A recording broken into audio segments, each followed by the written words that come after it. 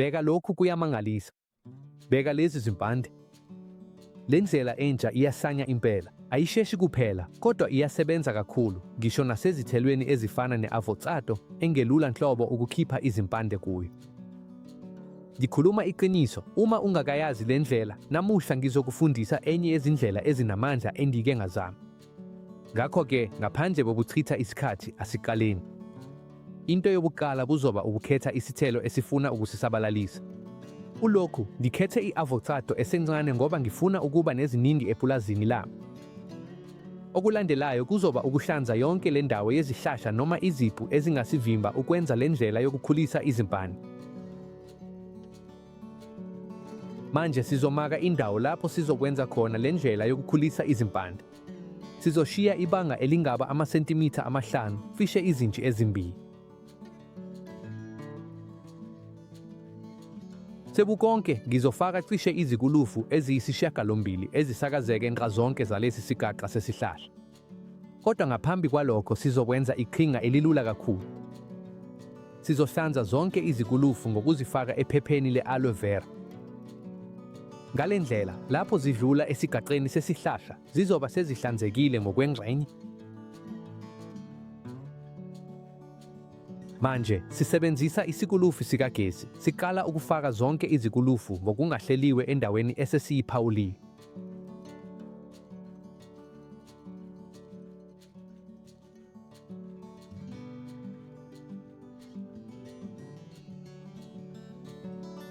Uma sesifake zonke izikulufu, sizothatha ufulawa we-cinnamon bese siwufafaza kuyo yonke le ndawo. Lokhu kuzosisiza ukuthi silondoloze le nxeba ivikelekile ezitheni ezingaba khona. Manje sizothatha inkomishi yokuphuza elahlwayo. Sizoyisika mpo iye maphakathi. Ngemuva kwalokho, sizokwenza izigqoko ezincane eziningana engxenyeni engezansi ukuze inkomishi ikwazi ukuhambisana kahle negatsha.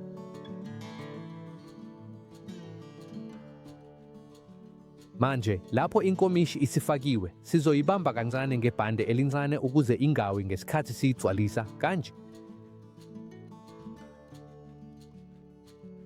Lena inhlabathi yokutshala edonsa amanzi kahle kakhulu, igcina umswakama omningi futhi ayiqinile kalula. Ifana kakhulu. Enhlabathini yokutshala evamile, sifaka kancane inhlabathi yokutshala, bese njengoba iqina, sizoqhubeka siqinisa amabhande aze konke kubambelele kahle.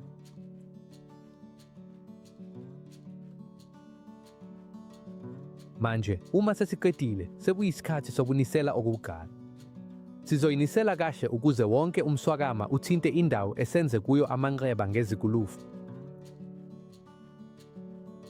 Manje sithatha ipulasitiki elimnyama, kulokhu isikhwama sikadoti, bese silisika ngendlela enkulu ngokwanele ukuze sikwazi ukusibeka ngokuphelele phezu kwe-accord. Ngale ndlela, sizokwazi ukugcina umswakama kangcono kakhulu kanye nokushisa obushisayo ngaphakathi, obuzosiza ukuthi kuvele futhi bukhule izimpande ezintsha. Manje, uma sesilungiselele ipulasitiki, siyibeka nje sizungeze ngokuphelele i-accord. Futhi siyibopha ngezintambo noma ngentambo ukuze kuvaleke kahle.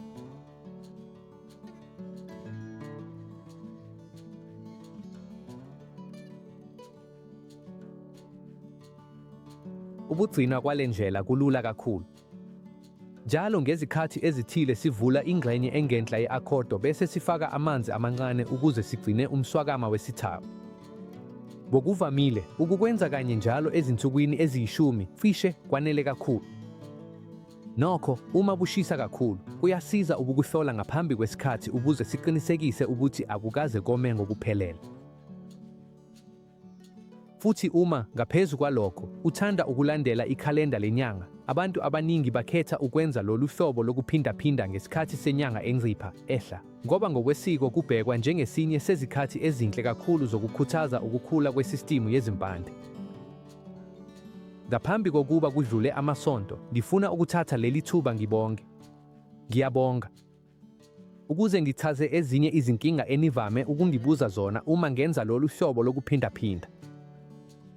Isibonelo, abantu abaningi bangibuza ukuthi le ndlela ingenziwa yini nganoma yiliphi isihlahla sezithelo.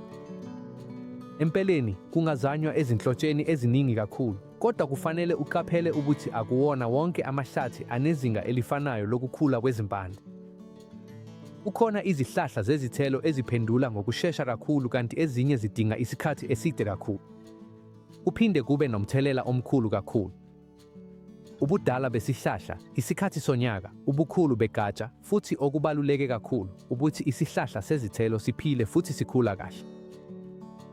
Yingakho, uma kuwuqala ukwenza lokhu, ngincoma ukuthi uqale uzame egatsheni elincane elisakhula. Kodwa elisuke seliqinile kancane. Akufanele ukhethe igatsha elisathambile kakhulu ngoba lingagoba noma lome, kodwa futhi ungakhethi igatsha elidala kakhulu nelikhulu ngoba ngokuvamile kuzoba nzima kakhulu kulo ukukhiqiza izimpande. Ukukhiqiza izimpande. Kulokhu ngikwenza ku-avocado, okuyiso lesi esingesinye sezihlahla zezithelo ezinzima kakhulu ukukhiqiza izimpande ngale ndlela ye-accord. Futhi yingakho bengifuna ukubona ukuthi le ndlela inafinyelela kuphi. Niphinde ningibuza kakhulu ukuthi kudingeka yini ukusebenzisa noma yiluphi uhlobo lwehormone yokukhula kwezimpande. Ulokhu angikaze ngisebenzise noma iyiphi ihormone ethengiswayo. Okuphela kwento engiyisebenzisile kube i-aloe vera ukufaka izikulufu kanye ne-cinnamon powder emncane. Kuyo yonke indawo esisebenze kuyo. I-aloe vera ayisizi nje kuphela ukugcoba kancane isikulufu uma usifaka, kodwa futhi isiza nokugcina le ndawo ihlanzekile kancane ngesikhathi senqubo. Futhi i-cinnamon ngiyisebenzisa njengosizo ukuvikela yonke leyo ngxenye lapho senze khona amanxeba. Manje-ke, uma unayo ihormone yokukhula kwezimpande futhi ufuna ukuyisebenzisa, ungakwenza lokho futhi. Ungafaka inani elincane ezungeze indawo lapho senze khona izimbobo ngaphambi kokuvala inkomishi ngesitshalo esiyisisekelo. Kodwa akufanele udlulele, ngoba ukusebenzisa inani elikhulu akusho ukuthi isihlahla sizokhula izimpande eziningi. Okubaluleke kakhulu lapha akukhona ukugcwalisa yonke indawo ngomkhiqizo.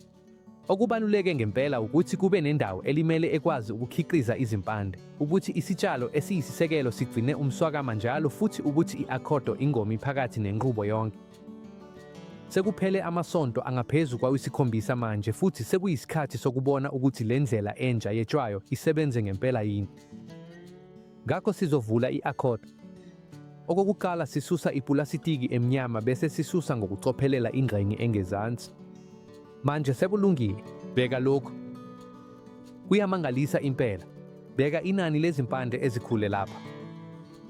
Futhi lezi zimpande zimhlophe ngokuphelele, zinkulu futhi zibukeka ziphilile kakhulu, okuyikho kanye esikufunayo ukuze siqinisekise ukufakelwa okuhle kwesitshalo. Manje sebusele ukusika i-accord ngaphansi kwale ngxenye enkulu yezimpande bese uyisa etafuleni lomsebenzi ukuze siyibuke kahle. Ngosizo lwezinhlamvu zokusika izihlahla, sisusa indebe kancane kancane futhi ngokucophelela okukhulu, ukuze singalimazi noma iyiphi yezimpande.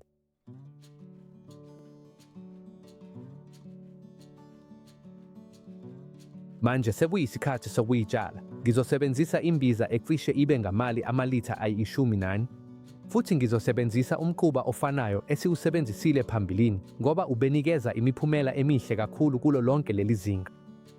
Senza imbobo, sifaka i-accord, siyibambe kahle bese siqeda ukugcwalisa ngazonke ngomunye umquba. Siyicindezela kancane ngezandla ukuze iqine bese siyinisela kahle. Manje kuqala isigaba esibaluleke kakhulu, isikhathi sokuzijwayeza. Kufanele sikhumbule ukuthi lesi sihlahla esisha siseselincane kakhulu futhi izimpande zaso zisanda kwakheka. Yingakho, ezinsukwini zokuqala eziyisi-7 kuya kweziyi-10 sizobeka lesi sihlahla endaweni enomthunzi noma emthunzini, sigweme ilanga eliqondile ngaso sonke isikhathi. Ngale ndlela, sizomnciphisa ingcindezi yokutshalwa kabusha. Futhi sizonika izimpande ezintsha isikhathi sokuzijwayeza empilweni yazo entsha ezimele ngokuphelele esihlahleni somama. Futhi kulula kanjalo besizobe sesinawo umuthi wezithelo omusha, sisebenzisa indlela yesikulufu. Indlela elula ukuyenza ngezinto ezitholakala cishe kuwo wonke umuntu ekhaya, futhi njengoba usubonile, inganikeza imiphumela emangalisayo. Manje ngitshele emibikweni, usuka kuliphi izwe ungibuka futhi yimuphi umuthi wezithelo ongathanda ukuzama ngawo le ndlela. Ngiyabonga kakhulu ngokufika lapha ekugcineni. Uma uthokozile ngevidiyo, ungakhohlwa ukushiya ilike enhle, wabelane ngayo futhi ubhalise ukuze ungaphuthelwa amavidiyo azayo. Sizobonana kwesesilandelayo. Ngikufisela ukubingelela okukhulu. Sala kahle.